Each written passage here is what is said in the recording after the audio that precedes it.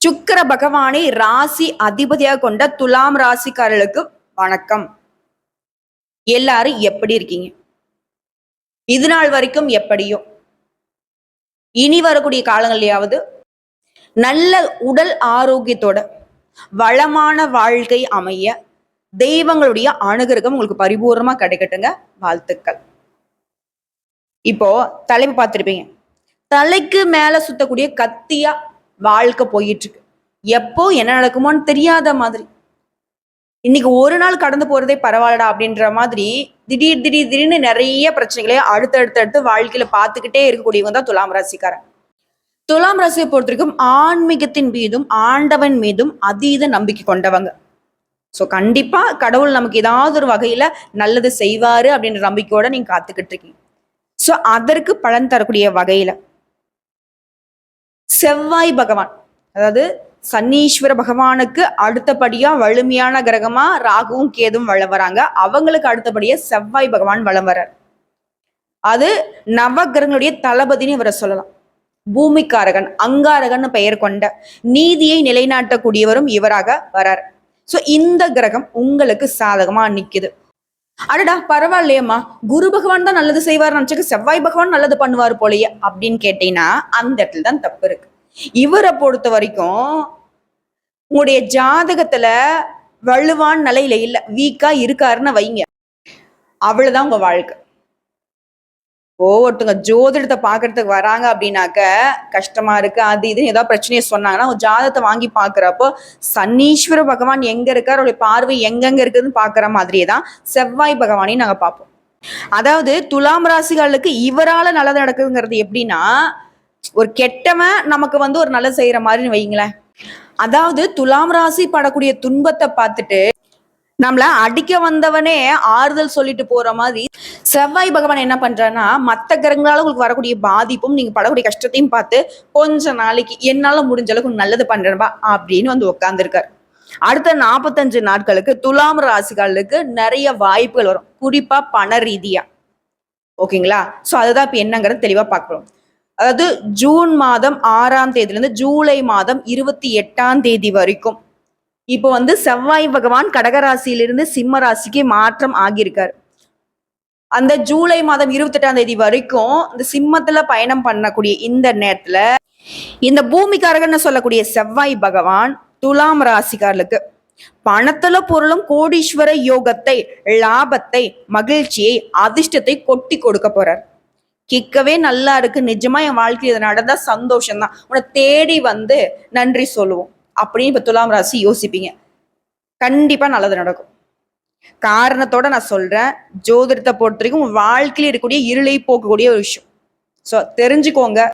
அந்த வகையில துலாம் ராசிகளுக்கு இந்த செவ்வாய் பயிற்சிங்கிறது அற்புதமான பலன்களை கொடுக்க போகுது. துலாம் ராசியை பொறுத்த வரைக்கும் 11ஆம் இடத்துக்கு செவ்வாய் பயிற்சி ஆகிறார். இப்போ இந்த 11ஆம் இடம் அப்படிங்கறத எதை குறிக்கும் தெரியுங்களா? செல்வாக்கு, வியாபாரத்துல வளர்ச்சியை அதிகரிக்கூடிய இடம், குடும்பத்திலையும் சரி சமுதாயத்திலும் சரி மதிப்பு மரியாதை உயரக்கூடிய இடம், எதிர்பாராத இடங்கள்ல இருந்து உங்களுக்கு மரியாதை தேடிக்கிட்டு வரும்.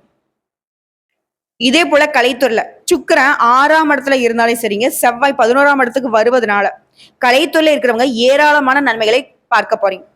அதாவது சுக்கிர பகவான் ஜூன் மாதம் 29ஆம் தேதி வரைக்கும் ரிஷப ராசியில அஷ்டமஸ்தானத்துல இருக்காரு. உங்களுடைய வார்த்தைகள் மூலமாக வருமானம் அதிகரிக்கும். செவ்வாய் சுக்கிரன் 2ஆம் இடத்தை பார்க்கிறாங்க, இதனால வருமானம் அதிகமாகும். அது தொழில் ரீதியா பார்த்தோன்னாக்க பேச்சையே தொழிலாக கொண்ட அதிகாரத்தோட சேர்ந்த வார்த்தைகள், அதன் மூலம் வருமானம் அதிகரிக்கும். அதே போல இனிமையான வார்த்தைகளை பேசுவே காரிய வெற்றிகளை ஏற்படுத்திப்பீங்க. ஒட்டுமொத்தமா அற்புதமான காலகட்டமா அடுத்த 45 நாட்கள் துலாம் ராசிகளுக்கு வாய்க்க பெற்றிருக்கு. தொழில் முறையில நல்ல மாற்றம். நீங்க இருக்கக்கூடிய இடத்துலயே உங்க சேவையை தேடி வருவாங்க. இருக்கக்கூடிய இடத்துலயே பேரு, புகழ், பதவி, பணம் எல்லாம் கொட்டும். உங்களுடைய முக்கியத்துவம் அதிகமாகும், லாபம் அதிகரிக்கும். தொழில வியாபாரத்துல லாபம் அப்படிங்கிறது அபரிமிதமா இருக்கும். நீங்களே எதிர்பார்க்க மாட்டீங்க, என்னடா அது அப்படின்ற மாதிரி. அதே போல படிக்கூடிய மாணவர்களுக்கு அறிவு சார்ந்த விஷயங்கள் இருந்த தடைகள் அனைத்தும் நீங்கி வெற்றி கிடைக்கக்கூடிய மாதமா இருக்க போகுது. இதோட 2ஆம் இடத்துக்கு தன்னோட சொந்த வீட்டை செவ்வாய் பார்க்கறதுனால உங்க வார்த்தைகளால நீங்க எதிர்பார்த்த பல்கலைக்கழகங்கள்ல சீட் கிடைக்கிறதுக்கான வாய்ப்பு இருக்கு. அதே போல உங்களுடைய நீண்ட கால ஆசைகள் அனைத்தும் பூர்த்தியாகும். இது மட்டும் இல்லைங்க, துலாம் ராசியை பொறுத்த வரைக்கும் தொழில் முறையில் எந்த தடைகள் அனைத்தும் நீங்கும். ஓடி போனவங்களுக்கு 9ல குருன்னு சொல்லுவாங்க இல்லையா, அந்த மாதிரி ஓடி போனவங்களுக்கு கூட திரும்பி வந்து ராஜ்யத்தை ஆளும் ஆற்றலை ஏற்படுத்தக்கூடியது இந்த செவ்வாய் பயிற்சி உங்களுக்கு அமைச்சு கொடுத்திருக்கு. அது நமக்கு ஒண்ணுமே தெரியல, வேடிக்கை பார்த்துட்டு இருக்கோம்னு வைங்க, அங்க ஒரு சிம்மாசனத்தை போட்டு வாப்பா வந்து ஆட்சி செய்ப்பான்னு சொல்லக்கூடிய அளவுக்கு துலாம் ராசிகளுக்கு செவ்வாய் பகவான் ஒரு சிம்மாசனத்தை போட்டு உங்களை வந்து ஆள வைக்க போறார். அழுத காலம் போச்சு, இனி இவங்க வந்து ஆட்சி தான். இந்த காலகட்டத்தில் ஒட்டு மொத்தமா அளவில் அதிகமான நல்ல பலன்களை நீங்க அனுபவிக்க போறீங்க. புதிய பொருட்கள் வாங்குவதற்கான யோகம் இருக்கு. வண்டி, வாகனம், சொத்து, பத்து, வீடு கட்டுறது, மனை வாங்குறது, இப்படி எல்லா வகைகளிலுமே நீங்க ஆசைப்பட்டதை எல்லாத்தையுமே அடையக்கூடிய மாதம்னு சொல்லலாம். இதோட குழந்தைகள் தொடர்பான விஷயங்கள்ல சில நல்ல செய்திகளை பெறுவீங்க. தன்னம்பிக்கை அதிகமாகும். திருமணம் ஆகாதவர்களுக்கு நல்ல செய்தி, நல்ல வரன் தேடி வரும். புதிய வேலை வாய்ப்புகள் கிடைக்கும். வேலை தேடி கொண்டிருக்கிறவங்களுக்கு நல்ல வேலை, நல்ல சம்பளத்தோட அமையும். இதோட சிலருக்கு திடீர் நிதி ஆதாயங்கள் கிடைக்கும். அதே போல பொருளாதாரத்துல நல்ல முன்னேற்றம் ஏற்படும். குடும்பத்துல மகிழ்ச்சி பெருகும். அற்புதமான காலகட்டமா இருக்க போகுது. கூட பிறந்தவங்க விஷயத்துல மட்டும் எச்சரிக்கையா இருக்கிறது நல்லது. ஏன்னா துலாம் ராசிக்காரங்களே, செவ்வாய் பகவான் உங்களுக்கு நல்லது பண்றாரு. ஆனா செவ்வாய் பகவான் எந்த உறவுகளை குறிக்கூடிய கிரகம் தெரியுமா? உடன்பிறப்புகளை குறிக்கூடிய கிரகம். ஸோ இவரை பொறுத்த வரைக்கும் இந்த காலகட்டத்துல எல்லா விதங்களிலுமே உங்களுக்கு அதிர்ஷ்டத்தையும் அற்புதமான பலன்களையும் நன்மைகளையுமே வாரி வாரி கொடுத்தாலும் உடன்பிறப்புகள் விஷயத்துல எச்சரிக்கையா இருக்க சொல்றாரு. ஏன்னா உங்களுடைய வளர்ச்சி உங்களுடைய உடன்பிறப்புகளாலேயே தடைப்படும். அவங்க பண்ண தப்பு தண்டாவுக்குலாம் நீங்க போய் கை கட்டி பதில் சொல்ற மாதிரி இருக்கும். நீங்க அசிங்கப்பட்டு அவமானப்பட்டு ஒதுங்கி நிக்கிற மாதிரி இருக்கும். ஏன் அவங்களே உங்களை எதிரியா நினைச்சு நிறைய இடங்கள்ல சண்டை சச்சரவுகளை கொண்டு வந்து சேர்ப்பாங்க. ஸோ பார்த்து உஷாரா இருங்க உடன்பிறப்புகள் கிட்ட. அப்போ கூட பிறந்தவங்க கிட்ட மட்டுமானாக்கா அதுவும் கிடையாது. அந்த வகையில இருக்கக்கூடிய அண்ணனோ தம்பியோ ரெண்டாவது வகை, 3ஆம் வகைன்னு சொல்லுவாங்க இல்லையா, சித்து பையன், பெரிய பையன், அந்த மாதிரிலாம் சொல்லுவாங்க இல்லையா, அங்காளி பங்காளி, ஏதாவது ஒரு வகையில அந்த உறவுகளாக இருந்தாலும் சரிங்க, எச்சரிக்கையா இருக்கணும். ஸோ நேரம் காலம் நல்லா இருக்கு, பட் உறவுகளால நம்முடைய உள்ளம் கஷ்டப்படுறதுக்கு வாய்ப்பு இருக்கு, உஷாரா இருங்க. இதோட வருமானத்துல உயர்வு ஏற்படுது. இதோட கடன் வாங்கி இருந்தீங்கன்னா உங்களுடைய முயற்சிகளின் மூலம் வெற்றி பெறுவீங்க. கடன் வந்து முழுசா அடைச்சிருவீங்க. புதிய வருமான ஆதாரங்களை உருவாக்கிக்க போறீங்க. புதிய வேலையை தொடங்குவீங்க. உத்தியோகத்துல இருக்கிறவங்களுக்கு உயர் அதிகாரிகிட்ட இருந்து பாராட்டுகளை பெறுவீங்க. சிலருக்கு பதவி உயர்வு கிடைக்கிறதுக்கான வாய்ப்பு இருக்கு. அதே போல அரசு தொடர்பான வேலைகள் எந்த தடைகள் நீங்குது. அரசாங்க உத்தியோகத்துக்கு ட்ரை பண்ணா கூட சரி, மாணவ மணிகளை பொறுத்த வரைக்கும் உடைய எதிர்பார்ப்புகள் பூர்த்தியாகும். பணவரவு அதிகமாகுது. முன்னேற்றமான காலகட்டம். அதே போல வேலையில வணிகத்துல நல்ல வெற்றியை பெறுவீங்க. அலுவலகத்துல புதிய பொறுப்புகள் கிடைக்கிறதுக்கு வாய்ப்பு இருக்கு. லாபம் முன்னேற்றங்க ஒட்டு மொத்தமா. இதோட நீங்க வேலை பார்க்கக்கூடிய இடங்கள்ல தனியார் துறையோ அரசாங்கத்துறையோ இல்ல ஒரு முதலாளி கீழே வேலை பார்த்தா கூட சரி, பணியிடங்கள்ல தலைமை பொறுப்பு உங்களுக்கு வந்து சேரும். சமுதாயத்துல மதிப்பு, மரியாதை, புகழ் எல்லாமே அதிகரிக்க போகுது. இதோட உங்களுடைய திறமையை வெளிப்படுத்துவதற்கான வாய்ப்பு இருக்கும். இதோட கடினமான வேலையை கூட சுலபமாக செய்து முடிக்கூடிய ஆற்றலை பெற போறீங்க.